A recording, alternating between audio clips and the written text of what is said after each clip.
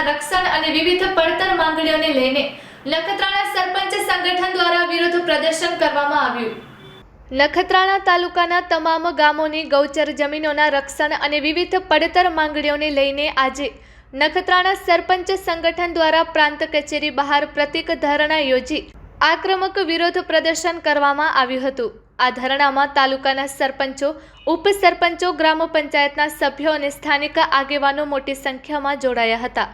સરપંચ સંગઠને સ્પષ્ટ માંગ કરી છે કે તાલુકાના તમામ ગામોની ગૌચર જમીનની હદ માપણી કરવામાં આવે અને બાકી રહેલા સર્વે નંબરોના નકશાઓ સત્વરે તૈયાર થાય। આ ઉપરાંત પશુધન માટે અનામત એવી ગૌચર જમીનો જે અન્ય હેતુઓ કે કંપનીઓને ફાળવવામાં આવી છે તેના વહીવટી આદેશો તાત્કાલિક રદ કરી તેને કાયમી ધોરણે ગૌચર તરીકે જાહેર કરવામાં આવે તેવી માંગ ઉઠી છે।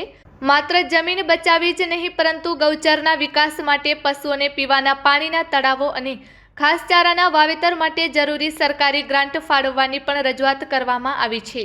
આ લડતને વિવિધ સંગઠનો દ્વારા પણ વ્યાપક સમર્થન મળી રહ્યું છે।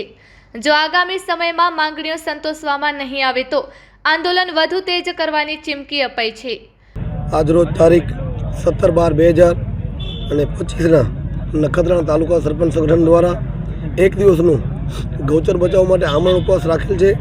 ત્યારે નખત્રાણા તાલુકા સરપંચ સંગઠનની માંગણીઓ છે કે દરેક તાલુકાઓમાં ગૌચર જમીન જે આપેલી છે એની માપણી કરી હદ નિશાન કરી આપવામાં આવે। તદુપરાંત જે તે ગામની કે કચ્છ જિલ્લા આખાની ગૌચર જમીનો છે એ કોઈ અન્ય હેતુ માટે ફાળવવામાં ન આવે તેવી માંગણીઓ સાથે આજે નખત્રાણા તાલુકા સરપંચ સંગઠન એક દિવસનું પ્રાંત અધિકારી કચેરી ખાતે આમરણ ઉપવાસ કરવામાં આવ્યું છે।